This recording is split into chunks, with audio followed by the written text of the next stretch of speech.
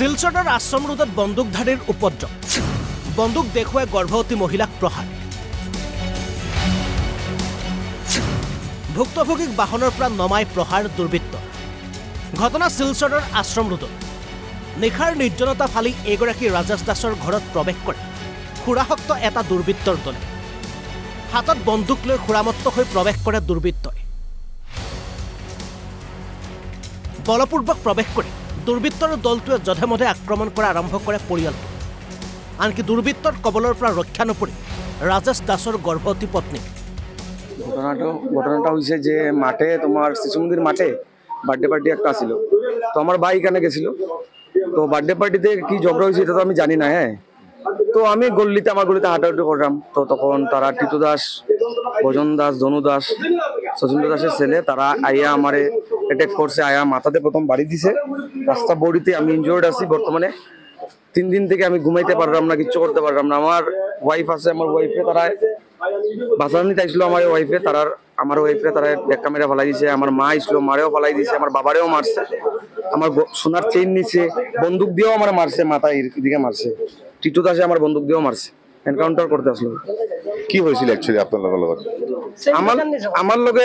কিতা হইছে আমি কিছু ঘটনাও জানি না আমি জাস্ট জিজ্ঞাসি কিতা হইছে আমারে খুলিয়া কও তোরা কিচ্ছু কইছে না আমারে মারধর করছে লুটপাট করছে আমার লগে এটা ঘরটা আইছে নাকি আপনার ঘরের ভিতরে ঢুকিয়া তারা সার্চ করছে আস্থা করে কি নিছে কি না আমি তখনও খোঁজাখুঁজি কিছু করছি না আমি কইতে পারলাম না ইফালে এই আক্ৰমণৰ পাছতে চিকিৎসাৰ বাবে ওলাই যোৱা পৰিয়ালটোক বাহনৰ পৰা নমাই গুৰুলাগুৰুলকৈ প্ৰহাৰ কৰাৰ গুৰুতৰ অভিযোগ পৰিয়াল এই ঘটনাৰ পাছতে শিলচৰৰ আশ্ৰম ৰোডত চেপা উত্তেজনা ইফালে ঘটনাৰ পাছতে স্থানীয় আৰক্ষী থানাত এজাহাৰ দাখিল ভুক্তভোগী পৰিয়াল এতিয়া আৰক্ষীৰ তদন্ততহে পোহৰলৈ আহিল ঘটনাৰ প্ৰকৃত ৰহস্য শিলচৰৰ পৰা ৰাজু মিত্ৰৰ ৰিপৰ্ট অসম লাইভ 24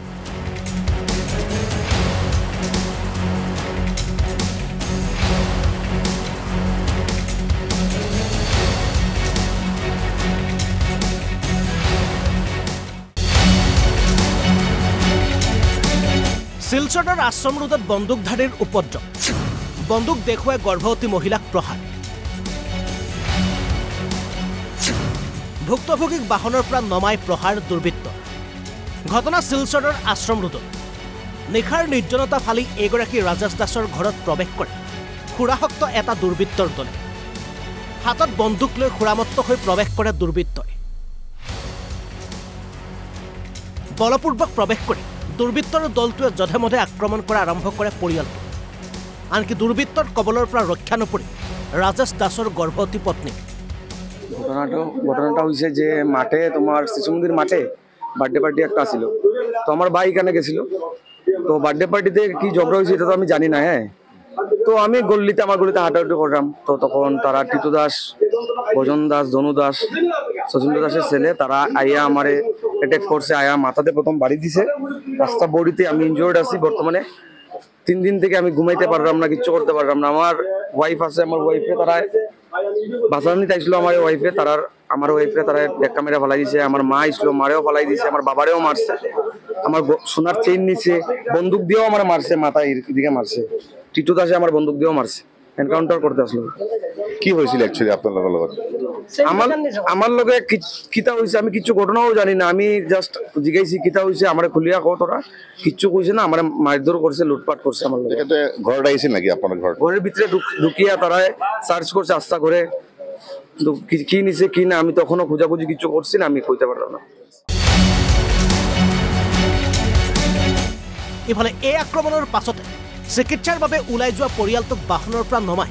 গুৰুলাগুৰুলকৈ প্ৰহাৰ কৰাৰ গুৰুতৰ অভিযোগ পৰিয়াল এই ঘটনাৰ পাছতে শিলচৰৰ আশ্ৰম ৰোডত চেপা উত্তেজনা ইফালে ঘটনাৰ পাছতে স্থানীয় আৰক্ষী থানাত এজাহাৰ দাখিল ভুক্তভোগী পৰিয়াল এতিয়া আৰক্ষীৰ তদন্ততহে পোহৰলৈ আহিল ঘটনাৰ প্ৰকৃত ৰহস্য শিলচৰৰ পৰা ৰাজু মিত্ৰৰ ৰিপৰ্ট অসম লাইভ 24